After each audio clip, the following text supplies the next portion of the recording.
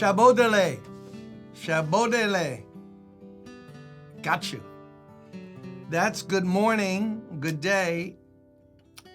Like when people in Tibet are on top of Mount Everest, the tallest mountain in the world, highest mountain in the world. That's how they say hello to each other. Shabodele from Tibet.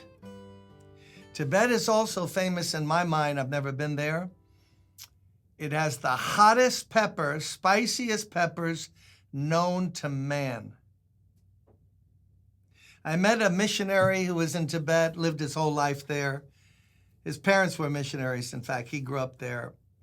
And he was half Tibetan, half England. And he said he couldn't eat food in America. I saw him at the end of like a 3-week stay here, and he was hardly eating the food being served. This is many, many, many years ago. And he said, Brother Jim, the food has no taste here. I said, what do you mean? He said, it's like cardboard.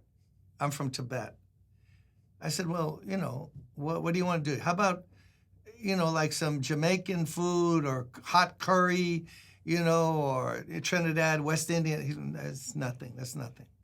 I said, well, how about some Mexican food with those hot peppers? What are they called again, those hot peppers? I can't think of it now, but you know the ones I mean. Jalapenos? Yeah, jalapeno. And he went, no, that's like a jelly bean. I went, what are we talking about here? And he said, no, we have a pepper there. It's only this big. It's called the assassin. When you name a pepper an assassin, there's a problem there. And he said they cut it in half and just rub it on the plate. Listen, rub it. I've confirmed this, by the way. Rub it on the plate, just the pepper, put it aside, and then pass the food near it, over it in a way. And that will whoa. They've taken Americans, some guy from Texas says, give me that old pepper, I'll eat that thing. And he pops it down. Next stop, hospital. So now we know how to say that in Tibetan. And now we're reading in Mark, and here's what we're reading, another parable.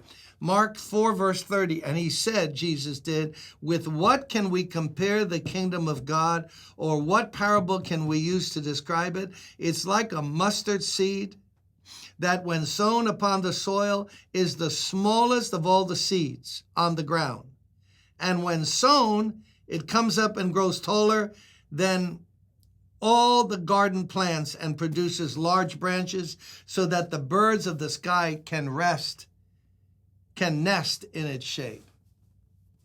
So, Jesus telling parables here, the sower and the seed, and now he's in the same kind of world of examples, and he says, the kingdom of God, the kingdom, not the word sown, but the kingdom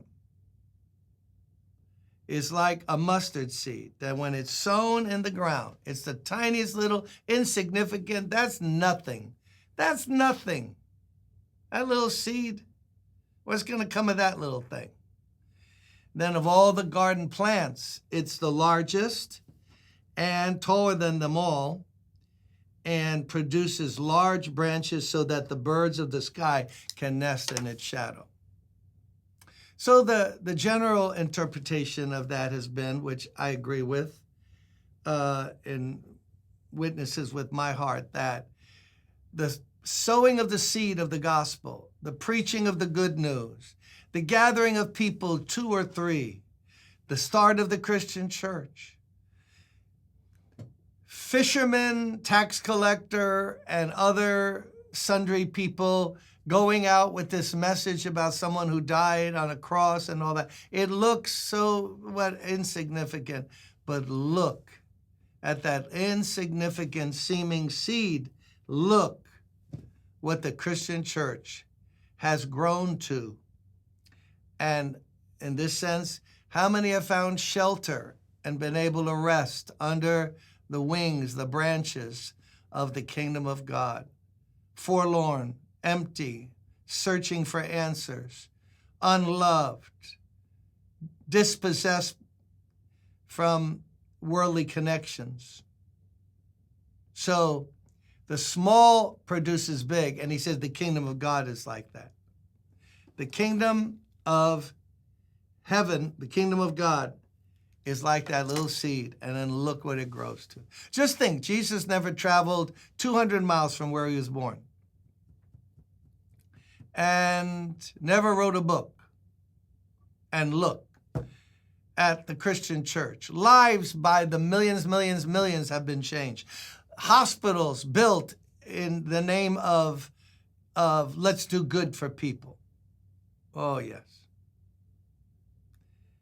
Now, some commentators have pointed out that birds usually have a negative connotation. They're a negative symbolism. So they're saying, one interpretation by a famous expositor is, yeah, it's a little seed and it grows to this big massive thing, and then evil things can perch in its wings. Has that ever happened? Yeah. Think of what the Crusaders did in the name of Christ with a cross on their front piece, going to the Holy Land to get the city of God back in possession of Holy Mother Church. And they killed whole villages of Jewish people. And when they got down, just because they were the Christ killers, why not kill them? But all in the name of the Lord.